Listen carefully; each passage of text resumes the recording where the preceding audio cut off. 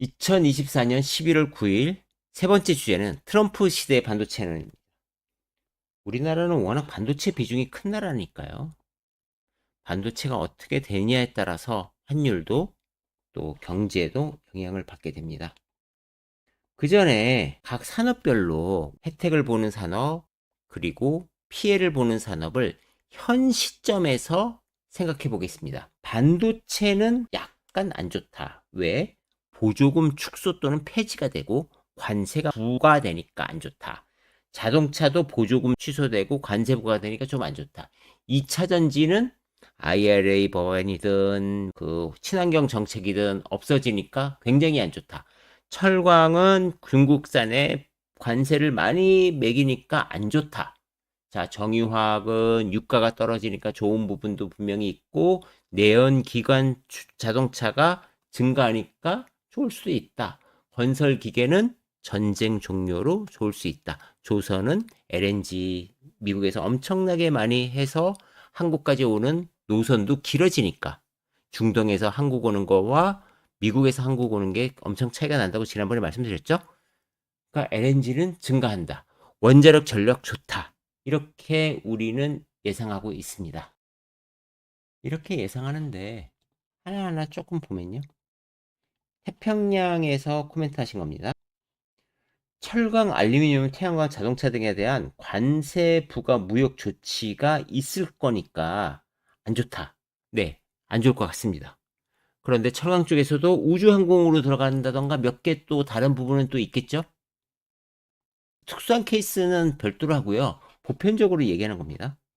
그러니까 보편적 관세를 때리면 미국산 제품이 좋아지니까 우리한테는 안 좋다.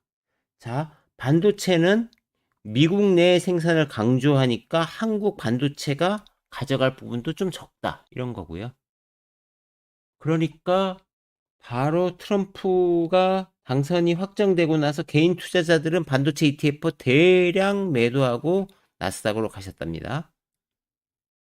그래서 반도체 ETF 코덱스 반도체가 이렇게 쭉 빠져왔습니다. 삼성전자 때문에 빠진 거죠. 뭐 하이닉스는 괜찮은데요. 트럼프는 지금요. 반도체 지원법에 대해서 굉장히 나쁜 정책이다. 그래서 세제 혜택을 못 받을 가능성도 있다. 이렇게 얘기하고 있습니다. 그런데 반대되는 입장은요. 반대되는 입장들이 이제 나오고 있습니다. 보조금 축소가 지금 공화당 텃밭에 많은데 그게 될까? 첫 번째.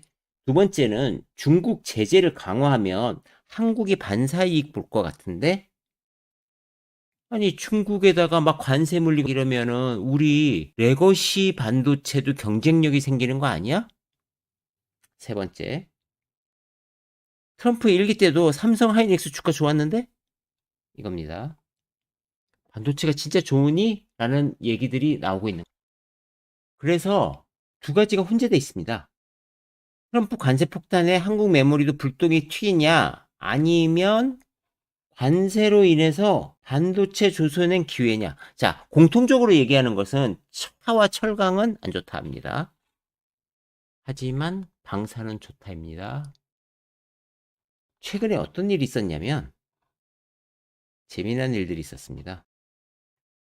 미국 반도체 장비 공급업체에서 중국을 지우자. 이게 무슨 얘기냐면 반도체 장비 안에는 굉장히 많은 부품들이 들어가잖아요.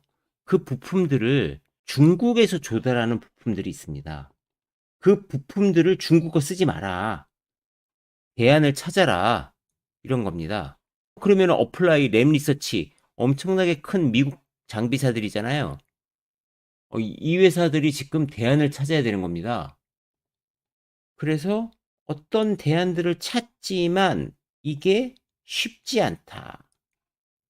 하지만 미국이 강력하게 나오니까 대안을 찾을 수밖에 없고 여기에서 수혜를 볼 기업들은 당연히 존재할 겁니다. 그래서 최신 기사를 보면 오늘 아침 기사인데요. 한국 반도체 이익되는 거 아니야? 라는 겁니다. 자, 램 리서치 콩콜의 일부를 보시면 중국을 규제한다고 해서 이제 장비 이야기입니다. 중국의 장비가 안 들어간다고 해서 아예 0이 되는 건 아니고 조금은 줄어들 수 있어. 그런데 확 줄어들진 않을 거야. 이렇게 이야기하고 있습니다. 이것은 과거에도 봤지만 중국을 규제할 때 규제하면 좀 떨어지는 장비를 보내게 될 것이고 떨어지는 장비는 대수가 많이 필요하잖아요. 그러니까 장비 회사 입장에서 그렇게 나쁘진 않습니다. 물론 공급받는 거에 관련돼서는 좀 다를 거고요. TSMC는요. 발빠르게 7나노 이하의 제품은 중국에 공급하지 않겠다라고 밝혔습니다. 이제 미국에 반하지 않겠다 이런 거죠. 그러니까 홍콩에 상장된 중국의 팹리스 업체들이 원래 TSMC에서 7나노 공정으로 칩을 만들기로 했었거든요. 그거가 힘들어지게 되겠죠. TSMC가 공급을 안 하기로 했으니까. 물론 삼성도 공급을 할 수 없겠죠. 그리고 바이두도 자체 개발한 칩을 TSMC에서 공급을 못 받을 겁니다. 7나노짜리는 못 받는다. 한국은 어떨까요? 한국은 레거시 반도체가 나가는 건 아니니까 최첨단 반도체로 보면 우리가 지금 9월달 기사에 보면 한국산 HBM 사재기로 삼성 하이닉스 매출이 퀀텀 점프했어 라는 기사가 있습니다. 전년 대비 2배가 올랐어. 근데 뭐가 올라갔냐면 HBM 3세대인 HBM2E입니다. HBM3는 아니고요. 2E가 들어갔습니다. 그러니까 3랑 속도 차이가 거의 한 3배 되고요. 용량은 조금 차이 나는데 속도 차이가 엄청납니다. 그래서 속도 차이가 많이 나는 여기까지 는 거예요. 그런데 앞으로는 2E는 늦겠죠. 근데 3는 불가능할 거다. 우리도 미국의 눈치를 볼 수밖에 없을 테니까요. 그래서 이제 웨이모에 우리가 로보택시에다가 SK 하이닉스가 HBM2E를 넣었었어요.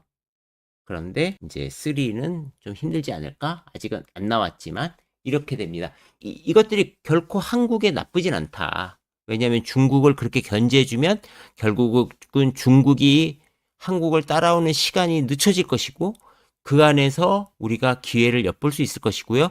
또 한 가지는 레거시 반도체에다 만약에 관세를 많이 때리게 된다면 한국의 가격 경쟁력이 회복이 되고 그렇다면 삼성 하이닉스가 관세 10%를 내더라도 훨씬 더 유리해질 겁니다.